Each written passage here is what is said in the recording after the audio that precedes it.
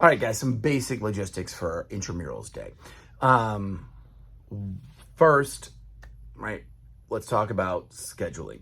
So each person will be put either to an A, B, C, or D group. It has nothing to do with abilities or anything like that. It's just to allow scheduling to be a little bit easier. All right.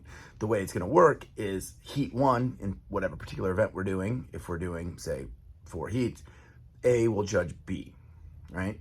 And in heat 2, C will judge D, right? And then we come back in heat 3, B will judge A and D will judge C, right? And this allows for, one, a little bit of a break for the athlete who just went before they have to judge. And 2, if you just judged and you get to go, you have some more warm up and prep time so that you're not kind of thrown right in without a fair time to warm up. So that should allow all of that, right, to happen. Also, the first workout, heat 1, starts at 7 a.m. So regardless of whether you are the athlete in the first heat, you need to make sure that you are here and ready to go with your score sheet, everything in hand by 7 a.m. So I would advise at the very latest, if you're judging, to get here at like 6:45, right? You get here whenever you want if you are the person who is going. If you are judging and you miss your first heat, right, you will give up your spot.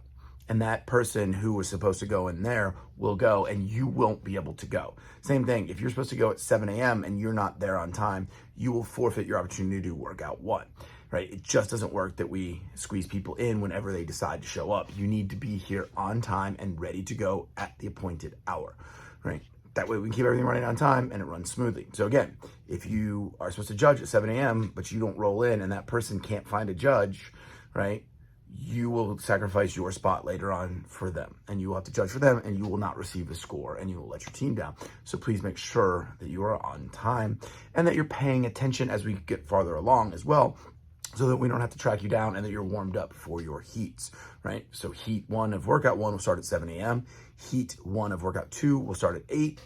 Heat 1 of workout 3 will start at 9, right? And heat 1 of WOD 4 will start at 10:25. We're only going to be running 2 heats, right? So there's a varying number of heats and you'll be able to see what heat you're in.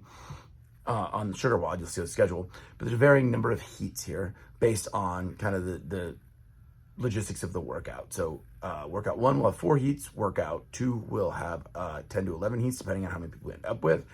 Workout 3, again, will have 4 heats, and then workout 4 will just have 2 heats. But pay attention to where we're at, where you're going, and when you're up next, right? Because not only are you responsible for going, for doing your workout, but you're responsible for judging. So please pay attention to where we're at, and let's not have to track everybody down every time for a workout.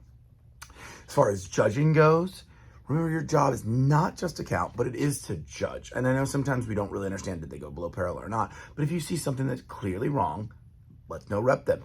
I will be there to help you and back you up and make sure that you're getting it right. But I know sometimes it sucks to kind of have to no rep a friend or somebody who's working really hard, but understand that this is a little bit competitive. So that person, if you let them get away with shorting your reps, yes, they may be working hard, but so is the person next to them who's going all the way down, and their work's not counting for as much as that person who is not doing the full range of motion. So let's do our best we can to enforce movement standards and things like that. The workouts are available on SugarWOD. There's a little video for each one, right? Each one, except for the first level of each one, has a minimum workout standard, including for the first time, the last workout must be completed, right?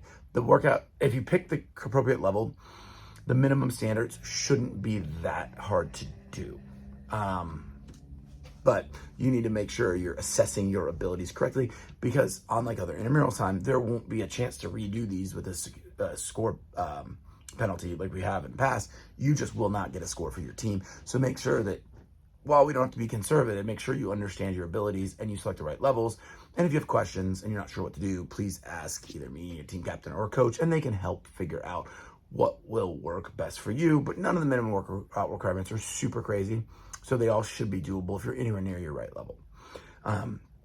So that's the basics, right? Be here, be ready to go at 7 a.m. because we will be starting that first workout. it's designed so the first workout's not super taxing. So it's not like you're slinging heavy weights right away. So that will help you get warmed up. The second one, we are slinging some heavy weights. So you'll have a little bit more time to warm up and you'll already have gone through that first one.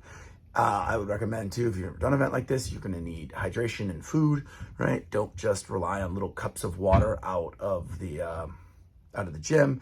Make sure you've got some sort of food and some sort of water bottles so you can hydrate, and electrolytes, right? I always recommend taking as much in something like this liquid food as you can, like protein shakes and electrolyte drinks with glucose.